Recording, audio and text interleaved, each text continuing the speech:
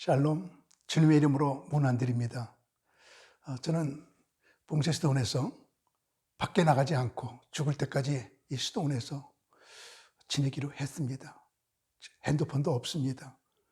주님과 더불어 깊이 묵상하며 기도하며 책을 쓰며 오시는 분들을 영접하며 그리고 지내고 있습니다. 오늘 시간에는 저는 CSOS 아빠 수도사 이야기를 드리려고 합니다. 어느 수도원에서 생긴 이야기입니다. 두 수도사가 갈등이 심하여 격렬하게 싸웠어요. 한 수도사가 참기 어려운 모욕을 당했습니다. CSOS 수도사에게 가서 말했습니다. 복수하고 싶습니다. 그랬더니 CSOS가 복수는 차라리 하나님께 맡기십시오. 그랬더니 그가 못 참겠습니다. 내가 기어이 복수하고 말겠습니다. 이 말을 듣고 CSOS 수도사가 말했습니다. 같이 기도해요. 그리고 이렇게 기도합니다. 하나님, 저들이 스스로 복수하겠답니다. 하나님은 할 것이 없으시니 상관 마시고 편히 계십시오. 저들을 더 이상 돌보실 필요가 없습니다. 이렇게 기도가 끝나고 났을 때 그는 상대방을 용서하였습니다. 저는 해밍웨이 집을 미국의 키웨스트라고 하는 섬에 있는 그의 집을 가본 적이 있습니다. 그가 바다와 노인을 쓴 자리, 그리고 소설을 쓴 자리, 그 자리에서 앉아서 한번 해밍웨이를 생각해 본 적이 있거든요. 이게 해밍웨이 집입니다. 그가 용서에 대한 이야기가 그의 소설에 등장하는데 스페인 사람 얘기입니다. 어느 집이 아버지와 아들이 심하게 다투었습니다. 아들이 가출했어요. 아버지는 아들이 그리워서 후회하고 아들을 찾는 광고를 큰 신문에 냈습니다. 파코야, 화요일 정오에 몬타나 호텔에서 만나자. 다 용서했다. 아빠. 이렇게 광고를 내고 그날 정오에 호텔에 간 아버지는 소스라치게 놀랐습니다.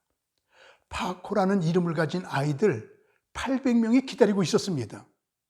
파코는 스페인에서 가장 흔한 이름이라고 합니다. 용서를 기다리고 있는 이들이 얼마나 많은가요? 아픔 속에서 용서받기를 갈망하고 기다리는 이들이 얼마나 많은지를 알려주는 소설이거든요.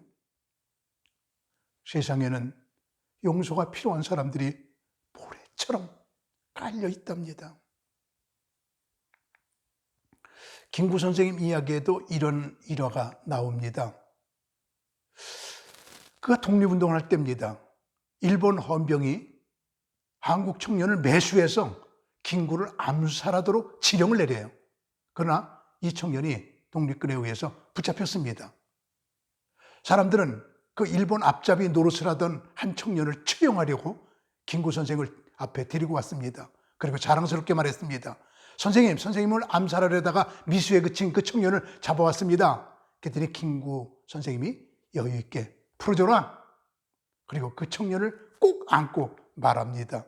내가 만나고 싶어도 만나지 못하는 한국 청년들, 여기서 이런 청년을 만나니 실로 감격스럽다. 이 청년은 김구 품에 안겨서 하염없이 울었습니다. 그리고 소리쳐 말했습니다. 독립군으로 끝까지 충성을 다하겠습니다. 그리고 김구 독립운동에 생명을 걸고 충성했습니다. 용서했더니 적이 친구가 되고 동지가 됐습니다. 용서의 힘입니다. 저는 이스라엘의 91개 수도원을 방문했었습니다. 이 수도원을 세우기 위해서지요. 그때 하이파이에 있는 이스라엘 가르멜 수녀원을 무조건 한번 가본 적이 있습니다. 깜짝 놀랐어요. 한국 수녀가 거기에 있는 거예요. 그는 나를 보자마자 어떻게 한국 사람이 여기로 와요? 나는요, 그를 보자마자 한국 사람이 어떻게 여기 와 있어요? 서로가 놀랬지요. 서로가 반가웠지요. 그와 더불어 수도 수녀원을 둘러봅니다. 전 이런 영들이 좋아요. 너무 거룩해요. 옷 입은 것부터요. 이렇게 봉쇄 수도원이에요. 평생 죽을 때까지 안 나가고 그 수녀원에서 지냅니다. 저도 이런 것들을 보면서 봉쇄를 선언하고 은퇴한 후에 죽을 때까지 안 나가고 지내려고 그럽니다. 너무너무 좋습니다. 지금 2년 정도 돼가는데 생활에 이제는 적응이 됐습니다. 오시는 분들 맞이하고 기도하고 책 쓰고 성경을 탐구하고 이 일과가 너무 행복합니다. 이렇게 봉쇄소리나 나오지 못하기에 철장 같은 곳에서 이게 한국 여자분입니다. 저와 더불어 그 옆에가 저희 아내입니다. 같이 깊은 얘기들을 나눴습니다. 그때 몇 시간을 이야기를 이런 상태로 나누면서 저는 여러 가지를 물어봤습니다. 그 수녀원이 14국에서 21명의 수녀들이 와가지고 같이 공동생활하고 있는 곳이에요. 프랑스에서 만들었기에 프랑스 언어가 공통어였습니다. 저는 조용하게 물어봤어요. 실례되는 질문인데요. 전혀 다른 여자들이 같이 살면서 싸우거나 갈등 관계를 가질 때는 없어요? 그리고 물어봤거든요. 그랬더니 그 수녀님이 대답하는 말, 왜요? 우리도 할 거 다 해요. 싸우지요. 그러나 저녁 기도의 시간에 회개하고 나면 모든 걸 다 풀어요. 모든 것을 용서하지요. 그리고 새 출발하지요. 우리들은 수녀지만 세상 사람이 하는 거 다 하는 것 같아요. 다만 하루가 지나기 전에 다 풀지요. 제가 물어봤어요. TV를 보시나요? 그랬더니 우리는 텔레비전을 보지 않아요. 대신에 하늘 비전을 보지요. 얼마나 좋은 말이었는지요. 매일 천국을 바라봐요. 매일같이 싸우고 매일같이 용서하며 살아가는 수녀들의 모습이 참으로 인상 깊었습니다. 딕 티비츠 이분이 용서의 기술이라는 책을 썼어요. 이 책을 읽으면서 여기에 이런 구절이 나옵니다. 용서는 당신을 다시 삶의 운전석에 앉게 하여 준다. 용서는 틀을 다시 짜서 당신의 삶의 이야기를 바꿀 수 있게 해준다. 무엇보다도 용서는 당신을 치료한다. 용서는 과거의 상황이 당신의 현재를 지배하지 않도록 가르친다. 타인을 나쁜 사람이라고 생각하기보다는 좋은 면도 있고 나쁜 면도 있다고 생각하면서 용서는 시작이 된다.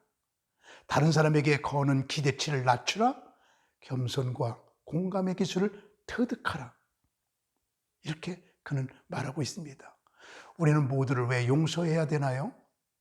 나도 용서받아야 하기 때문에 남을 용서해야 합니다. 자기는 용서받을 일이 없나요? 용서하는 사람이 용서받는 사람보다 큰 사람이기에 용서해야 합니다. 용서 없이는 하나가 될 수 없기 때문에 용서해야 합니다. 우리 서로 사랑하고 아끼며 용서하고 그리고 살아가는 삶이 우리에게 샘물처럼 넘치게 되기를 원합니다. 고맙습니다. 감사합니다. 샬롬.